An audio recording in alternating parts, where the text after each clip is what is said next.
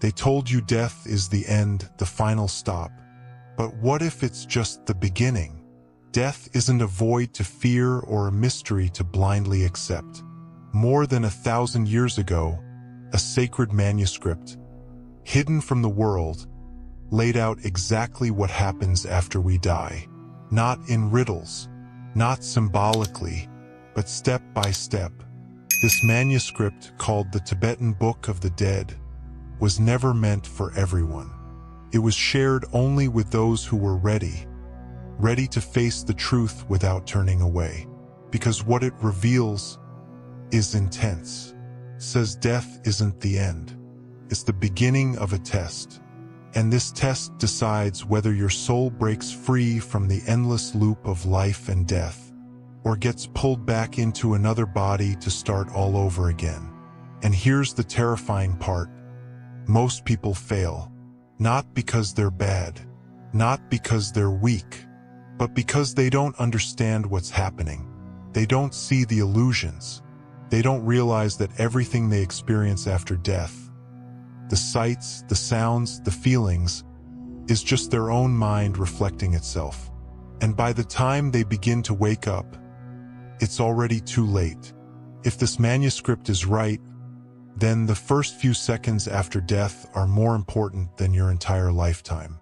It starts when the body finally gives out.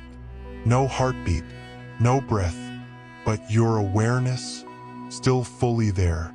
You feel yourself detach, almost like waking from a dream. But this time, you're not coming back.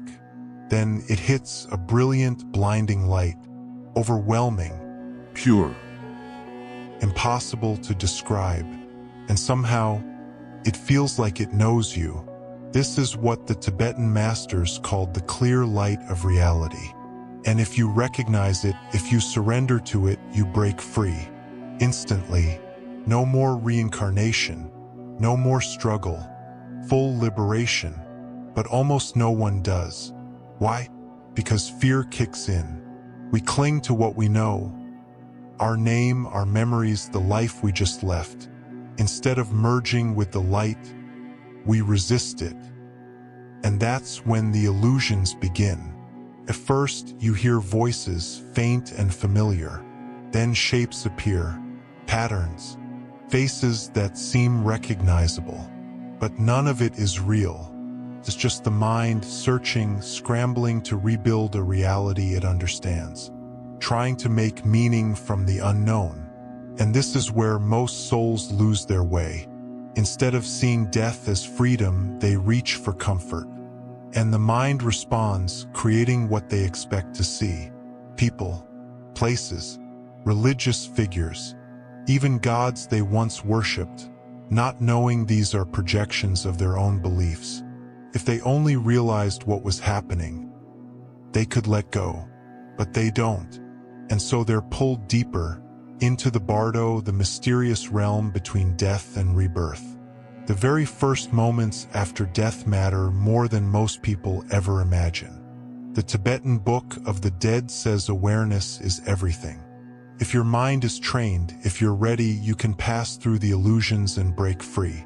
But if you're still holding on to who you were, if you're grasping for identity, for life, then what happens next is inevitable. You're about to begin a 49-day journey, one that leads either to full liberation or another round in the cycle of life, death, and forgetting. The Bardo is beginning, the illusions are forming, and the space between lives has just opened. You are now in the Bardo, a realm that's not life, but not your next life either. Time moves differently here. Seconds can stretch forever. Days can vanish in an instant. You have no body, no voice, only awareness. And here's the issue. Most people don't even realize they've died. They're still clinging to their name, their memories, their routine.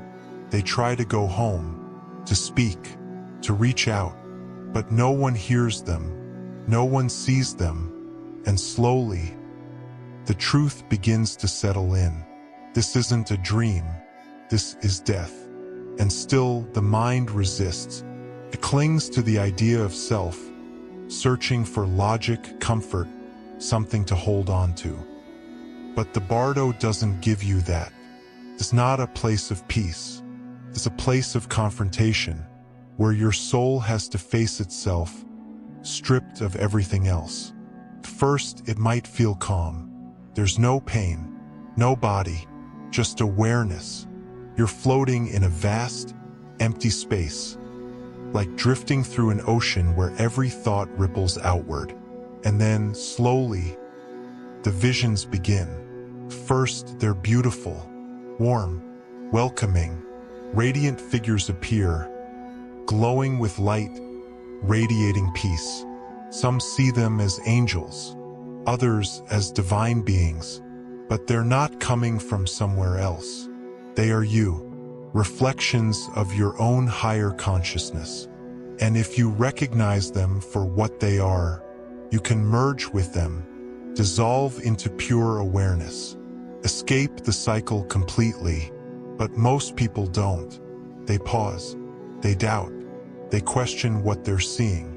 And in that moment of hesitation, everything shifts. The peaceful beings begin to change. Their faces distort. Their light begins to fade. And their voices, once calming, now echo with fear and uncertainty. What once felt like paradise starts to twist into something darker. This is the next phase of the Bardo, the test of illusion. Before we continue, if this message is resonating with you, if it's opening something inside you, take a moment to like this video and subscribe. Not just for you, but because every click tells the algorithm to show this truth to more people who are still asleep. More people who need to hear it just like you did. Now, let's go even deeper. And the beings you see now, the monstrous forms, the terrifying shapes, they're not here to hurt you. They're not punishments. They're not real in the way we think of real. They are projections of your own mind, guilt you buried, regrets you never faced, pain you refused to process. The Tibetan Book of the Dead makes this clear. Everything in the Bardo is a reflection of your consciousness.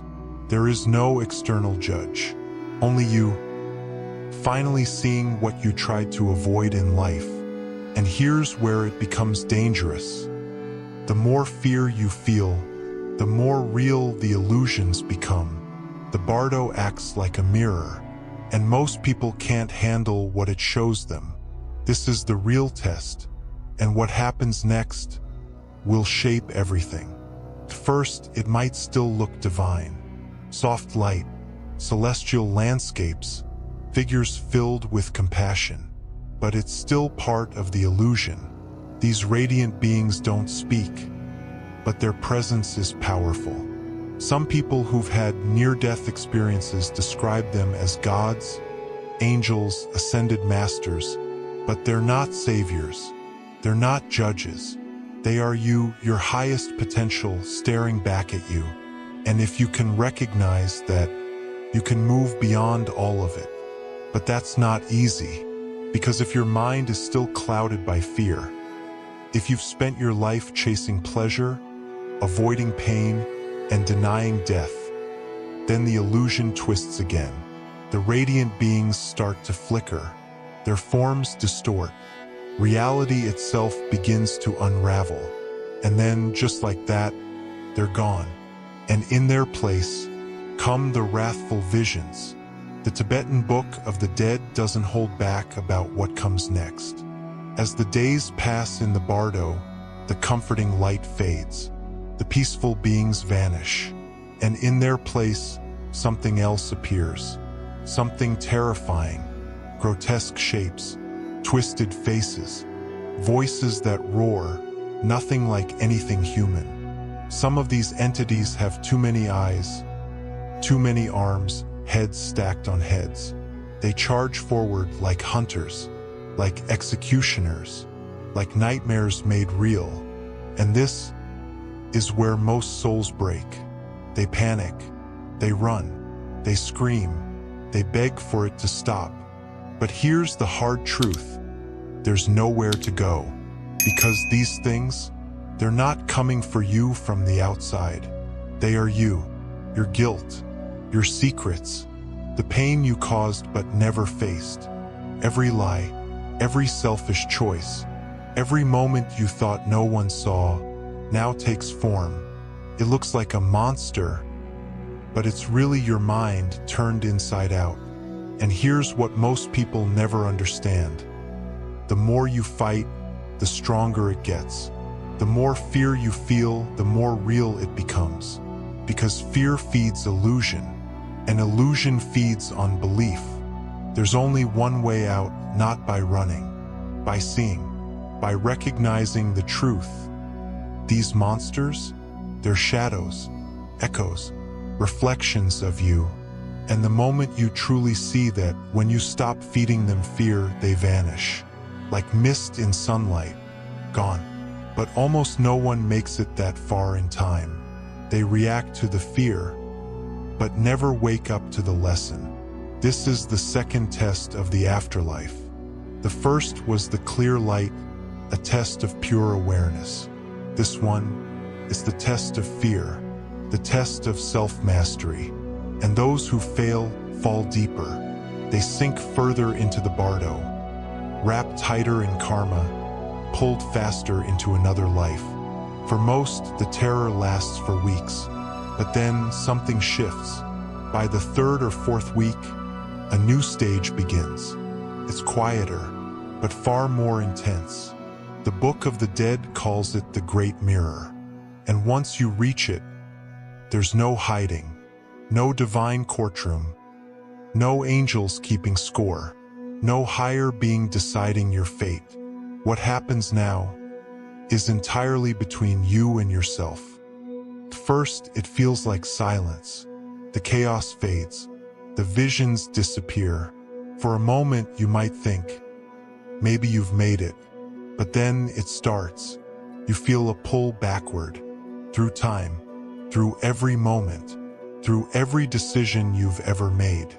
But this isn't remembering. This is reliving. You're not watching your life, you're back inside it.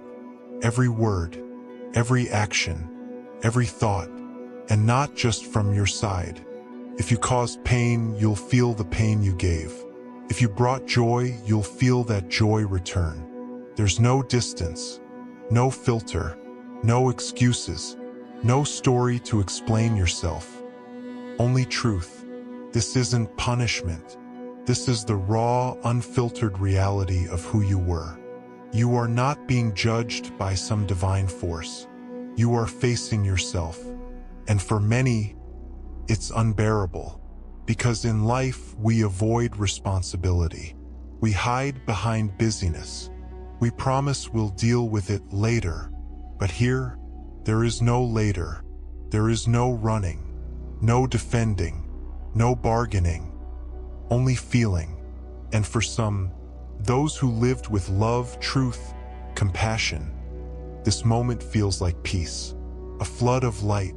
But for others, it's a collapse, not from punishment, but from the sheer weight of what they now see. This is the reckoning, and no soul escapes it. But what comes next is even more shocking. Because this life review doesn't just shape how you feel about your past.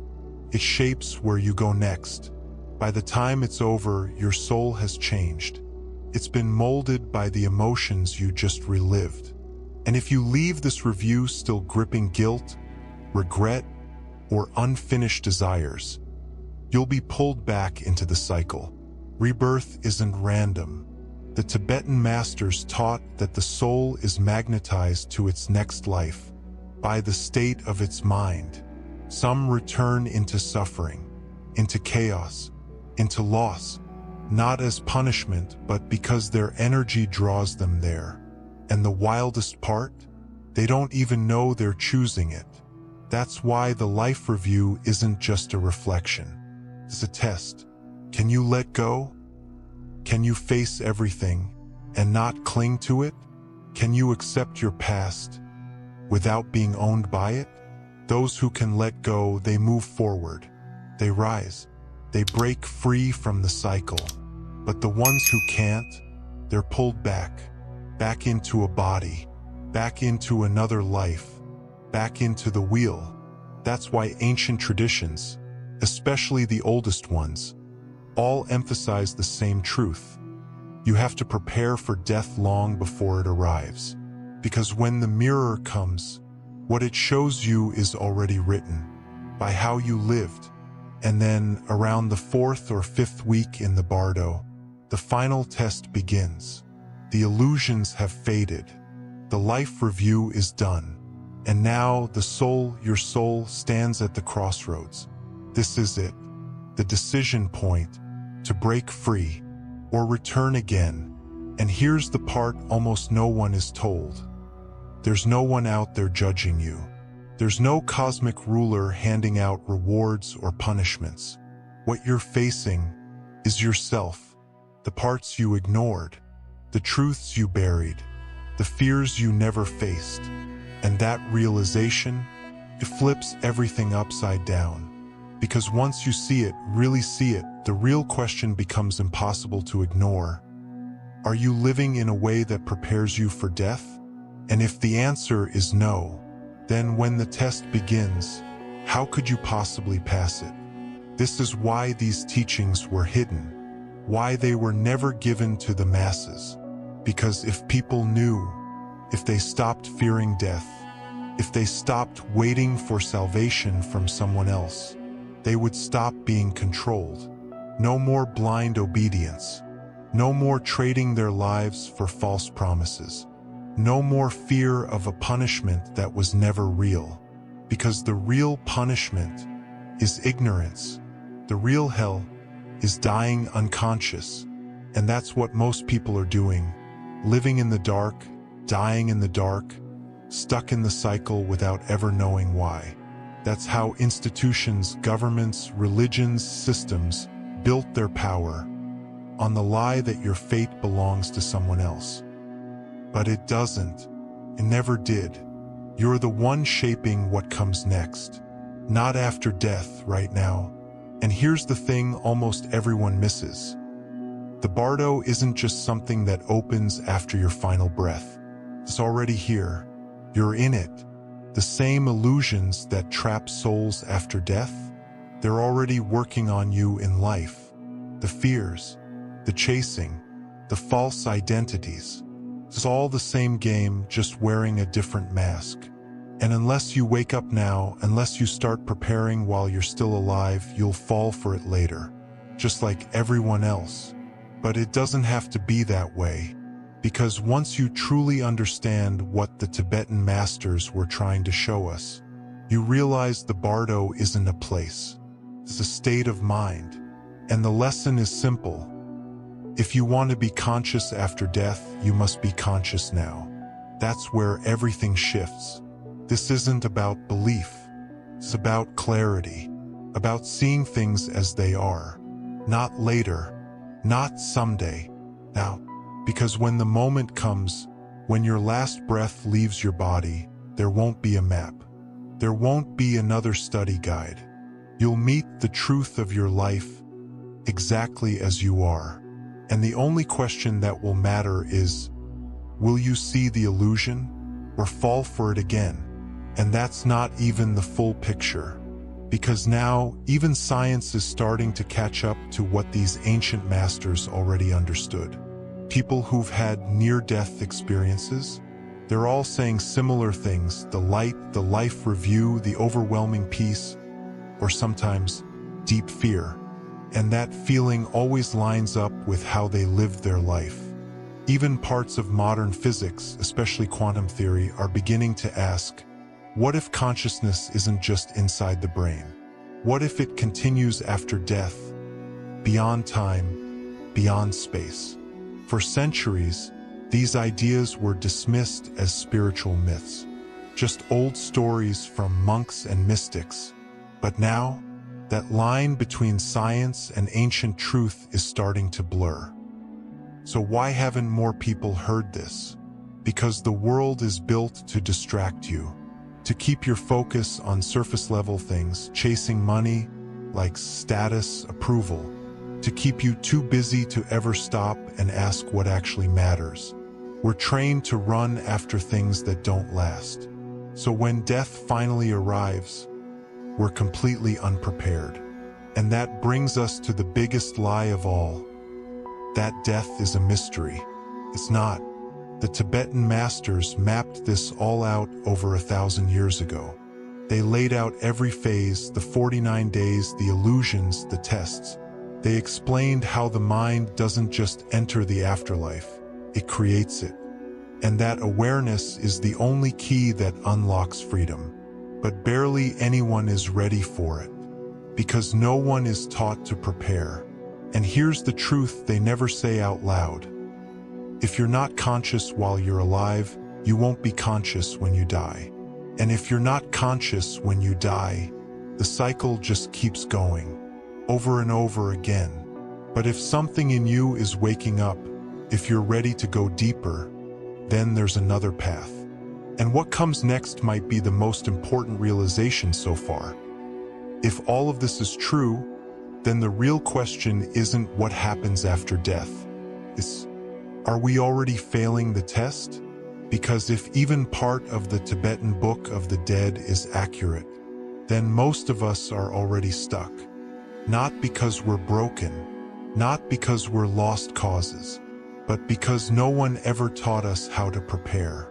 Before we continue, if this message is resonating with you, if it's opening something inside you, take a moment to like this video and subscribe. Not just for you, but because every click tells the algorithm to show this truth to more people who are still asleep. More people who need to hear it just like you did. Now, let's go even deeper. Look around. How many people do you know who even think about death? Seriously? How many are doing anything to prepare? We act like death won't happen. We push it aside. We drown it out with noise, dopamine, deadlines, distractions, all while knowing that sooner or later our time will run out. And when that moment comes, we'll be just as lost as the billions before us. Blinded, confused, caught in the same cycle. Because the real test, it doesn't start after death. It's happening right now. The Bardo isn't just some mystical space you enter after dying. It's a mental state, and a lot of us are already living inside it. Think about it. The fear that makes souls panic and run from dark visions in the Bardo, it already controls our decisions right now. The attachments that pull souls back into reincarnation. They're the same attachments driving us to chase success, status, recognition. And the illusions that trap souls after death, they're no different from the ones keeping people asleep today, accepting everything they're told, never stopping to question what's real. So if you're not awake now, you won't suddenly wake up then. And that's why so few people escape. Because the Tibetan Book of the Dead makes it clear, the habits you carry, the fears you feed, the cravings that drive you, they don't stop when your body dies. They come with you. They shape your afterlife. If you live in ignorance, you'll die in it. If fear runs your life, it will rule your death. And if you're chasing illusions now, you'll be chasing them after you're gone. The cycle doesn't stop, and it's designed to keep you locked in unless you wake up. And the most heartbreaking part? We're the ones keeping ourselves stuck. But here's what most never realize. The cycle can be broken. That's why these teachings were written, protected, hidden, passed down in secret for centuries. Not for the masses, not for the distracted, but for the few who are truly ready to wake up. And the first step? You have to see things clearly. No sugarcoating, no denial. No, I'll figure it out later. Most people won't. They'll keep living on autopilot, telling themselves there's time, that death is distant, that they'll worry about it when it's closer. But then, in a blink, life ends, and they enter the Bardo unaware, unprepared. still asleep, just like everyone else. But for the ones who wake up now, the ones who break the cycle while they're still alive, everything changes. Because the real preparation, it doesn't happen after death. It starts here. And no, this isn't about religion. It's not about dogma, or rituals, or what you wear, or who you pray to. It's about one thing, awareness. The ability to see what's false and stop being ruled by it. Because the question isn't, what happens after we die? The real question is, are we already dead and just haven't realized it yet? Most people, they'll move on, scroll away, fall right back into noise, into distraction, into sleep. But if you're still here, if something inside you is still listening, then this moment might be your beginning. And now the question becomes impossible to ignore. If the way we live determines what happens when we die, how do we prepare? How do we escape the cycle before it repeats again? The truth is simpler than you think. If death is the final exam, then life is the only time you get to study. But here's the problem. Most people don't even know they're being tested. They treat life like it goes on forever. They push death aside like it's a problem for some future version of themselves. And then one day that future shows up. The Tibetan masters understood something we've forgotten. You won't be conscious after death if you weren't conscious while you were alive. If your days are spent numbing discomfort, running from silence, avoiding the truth buried inside you, then when the moment comes, you'll be lost. You'll cling to the only things you know, your name, your fears, your identity, and that grasping, that resistance, that's what traps you. That's what sends you back into illusion. But there is another way, and it starts with detachment. Now don't get it twisted. Detachment isn't about cutting yourself off. It's not about walking away from life or rejecting people. It's about one thing. Not being ruled by what you crave. Most people live as slaves to their wants. They chase wealth. They chase status, thinking it'll finally make them feel whole. But in the Bardo, none of that matters. The only thing that does is the state of your mind, the awareness you carry with you. The tighter you grip the material world, the harder it becomes to let go when it matters most. And when you can't let go, you fall back into another life, another round of forgetting. Real detachment isn't about rejecting life. It's about mastering yourself. It's about directing your thoughts, not being dragged by them. It's realizing that nothing you see, not your body, your stuff, your story, will last.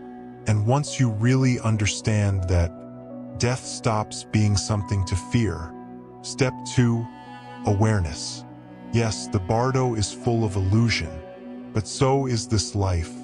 Everything you believe, everything you think is true, is all filtered through fear, through memory, through conditioning. If you don't learn to see through those filters now, you won't stand a chance later.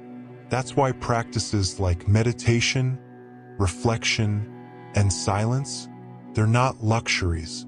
They're training, not for religion, for survival, for freedom.